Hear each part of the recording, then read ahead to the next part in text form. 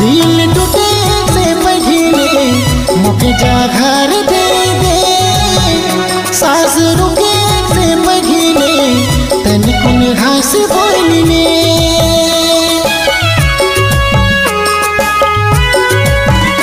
दिल टूटे से पहले मुके जा घर दे दे सास छूटे से पहले तनिकुन घास बोलने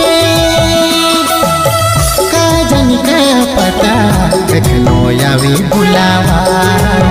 हरे जीवन के नाखे कोनो ठिकाना।